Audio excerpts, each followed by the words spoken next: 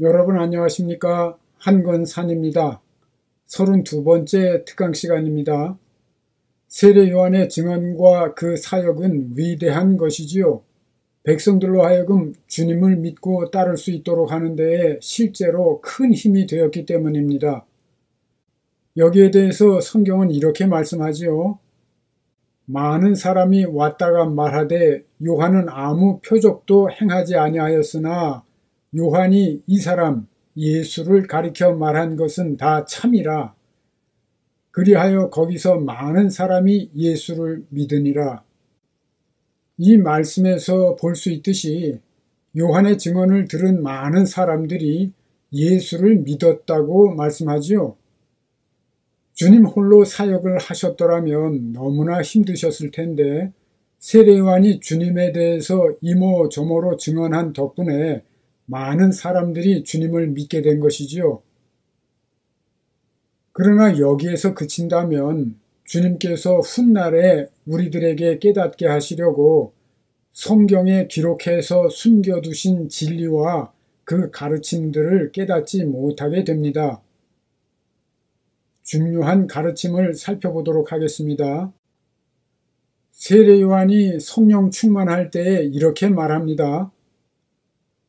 이미 도끼가 나무 뿌리에 놓였으니 좋은 열매를 맺지 아니하는 나무마다 찍혀 불에 던져지리라.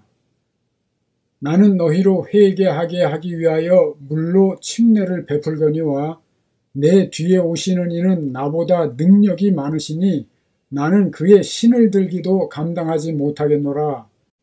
그는 성령과 불로 너희에게 침례를 베푸실 것이요 손에 키를 들고 자기의 타작마당을 정하게 하사 알곡은 모아 곳간에 들이고 죽정이는 꺼지지 않는 불에 태우시리라. 11절과 12절에서 볼 수 있듯이 세례 요한은 자기 뒤에 오시는 분이 오실 때에 성령과 불로 세례를 베풀고 알곡은 모아 곳간에 들이고 죽정이는 꺼지지 않는 불에 태우는 일. 다시 말해서 알곡과 같은 사람은 구원하고 죽정이 같은 사람은 불로 심판하는 일이 실제로 벌어질 것으로 믿었습니다. 그 당시 유대인들은 너 나 할 것 없이 여호와가 강림하실 때에 그와 같은 일이 실제로 일어나게 될 것으로 믿고 있었기 때문입니다. 사실은 이러한 육적인 관점이 그때나 지금이나 유대인들이 가지고 있는 메시아관입니다. 성령의 감동으로 도끼가 이미 나무 뿌리에 놓였다 이렇게 선포한 세례 요한은 진노가 임박했다고 말하며 메시아가 임하심으로 당장에 하나님의 나라가 이 땅에 이루어지고 하나님의 백성들을 구원하며 악한 자들을 칼과 불로 심판하는 놀라운 광경이 자신의 눈앞에 펼쳐질 것으로 믿었던 것이지요. 그런데 이런 일이 실제로 일어나지 않자 당연히 실망하고 의심하게 되었겠지요. 그리고는 주님께로 나오지 않고 멀찌감치 서서 주님을 지켜보게 됩니다. 세례 요한은 유대인의 메시아관을 가지고 육적인 관점에서 주님의 사역을 바라볼 수밖에 없었던 것입니다.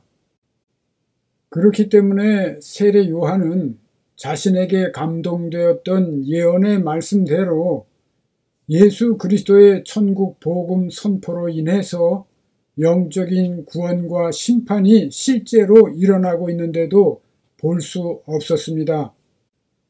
자신의 입으로 말했으면서도 그 말한 것이 무엇을 가르치는 것인지는 깨닫지 못한 것이지요. 왜냐하면 그가 주님에게 와서 하나님의 왕국과 구원과 심판과 부활 등에 대한 영적인 가르침을 이해하며 자신이 엘리야임을 깨달을 수 있는 기회를 가졌어야 했는데 스스로 놓쳐버렸기 때문입니다. 다음은 메시아이신 주님께서 세례 요한이 대언한 대로 이미 구원과 심판을 행하셨다는 말씀입니다. 이 말씀에서 예수의 이름을 믿지 않는 자들은 벌써 심판을 받았다고 말씀하고 있는데요. 성령께서 세례 요한에게 감동하신 예언의 말씀에 비추어 본다면 타작마당에서 쭉정이로 분리되어 불에 던져졌다는 말씀과 같은 뜻입니다. 심판을 받았다는 말씀은 쭉정이를 불에 던져 태우거나 나무가 도끼에 찍혀 불에 던져졌다는 말로도 비유할 수 있는 것입니다. 결국 세례 요한은 주님께 나오지 않았지요. 따라서 세례 요한은 육적인 관점을 벗어나지 못하고 영적인 세계를 깨닫지 못합니다. 그리고 최고의 정점에 있던 자신의 권위와 권세를 주님 앞에 내려놓지 못하고 의심의 눈초리로 주님을 바라보며 관망하다가 성령이 소멸되고 맙니다. 의심하는 마음을 사탄이 놓칠 리가 없는 것이지요. 만일 그가 성령 충만한 가운데 나는 주님의 신발끈을 풀기도 감당하지 못하겠노라 고백하던 겸손한 마음을 잃지 않고 자기의 주인이신 주님께로 나와 비유의 말씀을 듣고 깨달으며 자신이 엘리야임을 알고 주님이 여호와 하나님이신 것을 알게 되었더라면 인류의 구원사가 크게 앞당겨질 것이었습니다. 이와 같이 천국 복음을 들을 기회를 놓쳐버린 세례 요한은 의심하다가 성령의 충만함이 소멸되었고 결국 감옥에 갇혀서 그의 제자들을 주님께 보내서 이렇게 질문합니다. 3절에서 오실 그이가 당신입니까? 아니면 다른 이를 기다리오리이까? 이렇게 질문하지요. 주님을 증언했던 사람이 오히려 오실 그이가 당신입니까? 질문하는 참담한 지경에까지 추락하게 된 것입니다. 이런 질문을 받고 주님은 4절과 5절에서 여호와께서 이 땅에 강림하실 때에 일어날 일들이 그때에 일어나고 있음을 말씀하시면서 6절에 나로 말미암아 실족하지 않는 자가 복이 있다. 이렇게 요한에게 전하라고 말씀하십니다. 세례 요한이 실족했음을 애둘러 말씀하신 것이지요. 세례 요한은 자기 제자들을 이끌고 예수 그리스도의 제자로 들어와야 마땅했습니다. 주님은 한 분뿐이신 지도자요 스승이시기 때문이지요. 그러나 인간적인 관점에서 본다면 예수 그리스도는 세례 요한과 친척 관계인데 별 볼 일 없는 가문의 6개월 뒤에 태어난 친척 동생뻘이었고 목수였습니다. 반면에 세례 요한은 제사장의 아들이요 모든 백성들이 인정하는 엄청난 권위를 가진 선지자였습니다. 육적으로 볼 때 스승과 제자의 관계가 되기는 쉽지 않은 상황이지요. 그러나 세례 요한이 성령 충만할 때에 성령이 감동하심으로 내 뒤에 오시는 이가 나보다 앞선 것은 나보다 먼저 계심이라고 증언한 적이 있습니다. 세례 요한에게 이 증언에 대한 뚜렷한 깨달음이 없을 뿐 영적으로는 예수 그리스도께서 창세전부터 계신 여호와 하나님이시며 자기의 주인이심을 깨닫도록 인도할 수 있는 말씀입니다. 그가 진실을 알고자 하는 마음으로 진리를 구하며 겸손히 주님 앞으로 나와 질문하며 진리의 말씀을 들었더라면 명확히 깨달을 수 있는 문제였던 것입니다. 특강 29강에서 살펴본 대로 세례 요한은 자신이 광야에 거주했으므로 자기가 광야에서 외치는 자의 소리임은 어렵지 않게 깨달았지요. 그렇지만 진리에 대한 지식이 부족하므로 정작 자기가 엘리야라는 사실은 깨닫지 못하지요. 만일 세례 요한이 광야에서 외치는 자의 소리인 자기 자신이 메시아가 임하시기 전에 보냄을 받을 엘리야일 수도 있다는 지식이나 의문을 품고 있었다면 그는 답을 얻게 되었을 것입니다. 결국 세례 요한은 나중에 성령을 따르지 않았고 진리이신 주님 앞으로 나오지 않았으며 육적인 생각을 따라 마귀의 올무에 걸려 넘어져 성령이 소멸됩니다. 거듭나지 못한 크리스찬들의 삶도 이와 유사합니다. 명예나 권세나 재물이나 육신의 정욕 등 육적인 것들을 추구하는 삶에서 벗어나지 못한 많은 사람들은 영적인 세계를 온전히 알지 못하므로 이러한 갈등 속에서 성령의 뜻을 느끼기는 하지만 육적인 생각을 따르게 되기 쉽기 때문에 실족하게 됩니다. 그러므로 성령께서 무엇인가 느끼게 하실 때에는 기도드림으로 말미암아 진리의 영인 성령의 도움을 받아 성경의 말씀과 진리에서 그 답을 찾아내야 합니다. 성령 충만할 때는 육적인 생각이 물러가고 육적인 생각이 강해지면 성령을 거부하게 되다가 육적인 생각을 소멸하지 못하면 결국 성령이 소멸됩니다. 영적 싸움에서 패배하게 되는 것이지요. 그러므로 성령께서 감동하실 때에는 즉시 진리의 말씀에 비추어 보고 진의를 파악하고 선악을 분별한 후에 게으름과 나태함에 빠지지 말고 주님의 뜻에 그대로 순종해야 합니다.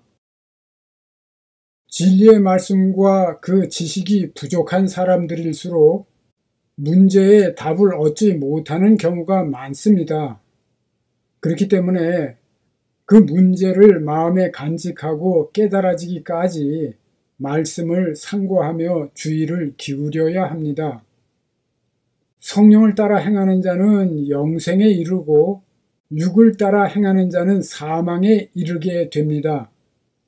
그리고 있는 자는 더 받게 되고 없는 자는 그 있는 것까지 빼앗기게 되지요. 이것이 엄정한 진리의 세계입니다. 그러므로 항상 예수 그리스도 안에 거하며 깨어 있어서 성령을 따라 살지 않는다면 언제든지 육적인 생각에서 세례 요한과 같이 실족하게 되는 것이 영적인 법칙임을 명심해야 합니다.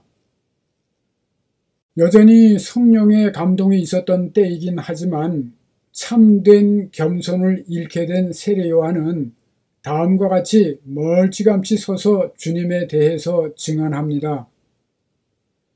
신부를 취하는 자는 신랑이나 서서 신랑의 음성을 듣는 친구가 크게 기뻐하나니 나는 이러한 기쁨으로 충만하였노라. 그는 흥하여야 하겠고 나는 쇠하여야 하리라 하니라. 세례 요한이 스스로 자신이 주님의 친구라고 말합니다. 물론 세례 요한은 겸손하게 말한다고 그렇게 말했겠지만 신하가 감히 왕에게 그러한 말을 했다면 용서받을 수 있겠습니까? 세례 요한이 고의로 교만하게 생각하고 말한 것은 아닐 것입니다. 그러나 주님께로 나오지 않은 결과 어떠한 관계인지 깨닫지 못하게 되었기 때문에 무지함 가운데 교만하게 말했던 것입니다. 하와가 하나님의 명령에 대해서 무지함으로 마귀에게 속아서 죄를 범했는데요. 고의로 죄를 범하지 않았을지라도 사탄의 말을 듣고 따랐기 때문에 죽게 된 것입니다. 세례 요한의 경우 또한 별반 다르지 않지요. 왕은 그의 신하에게 그대는 나의 친구요 라고 말할 수 있습니다. 주님도 제자들에게 친구라고 말씀하셨습니다. 그러나 사도 바울을 비롯해서 어떤 제자들도 감히 주님을 친구라고 말하거나 그렇게 여기고 말한 성경 구절은 없습니다. 우리의 주인이신 예수 그리스도와 피조물인 우리 사이에 그러한 호칭은 전혀 불가하기 때문입니다. 이 요한복음 3장 29절 30절에서 신랑의 친구 운운한 말은 세례 요한의 제자들이 와서 선생님이 증언하시던 이가 침례를 베풀매 사람들이 다 그에게로 가더이다 라고 그에게 고할 때에 그 말을 들은 후에 한 말입니다. 예수가 침례를 베푸니까 사람들이 다 그에게로 가더라는 말을 그의 제자들에게서 전해 듣고는 신랑의 친구는 망하고 신랑은 흥하여야 하리라 이렇게 말했던 것이지요. 이에 대하여 사도 요한은 세례 요한이 아니라 사도 요한입니다. 그의 복음서에서 예수께서 친히 침례를 베푸신 것이 아니요 제자들이 베푼 것이라고 밝히고 있습니다. 왜 굳이 주님이 친히 침례를 베푼 것이 아니라 제자들이 베푼 것이라고 밝혔을까요? 그것은 세례 요한이 교만하게 자기가 주님의 친구 운운할 처지가 아니라 주님의 제자 중 하나가 되어야 마땅한 인물이었음을 암시하고 있는 것입니다. 사도 요한은 주님과 가장 친밀하게 지낸 제자 중 하나이기 때문에 주님의 마음을 헤아리고 있었던 것이지요. 세례 요한이 신부를 취하는 자는 신랑이라고 비유함으로써 주님이 당신의 신부들 즉 회개한 이스라엘 백성들을 맞아들이고 계심을 증언한 것은 올바른 것입니다. 그러나 그의 증언대로라면 모든 인간적인 생각들을 내려놓고 그 신부들을 이끌고 신랑 되신 주님께로 나오는 것이 당연한 일입니다. 그리고 주님께 배우고 섬기며 합력했더라면 얼마나 좋았겠습니까? 그러나 세례 요한은 그는 흥하여야 하겠고 나는 쇠하여야 하리라 말하며 나오지 않습니다. 주님께로 나오면 함께 고난받을지언정 반드시 함께 흥하고 영광을 받게 되는 것이지 어찌 주님만 흥하고 자기는 쇠하여야 한다는 말입니까?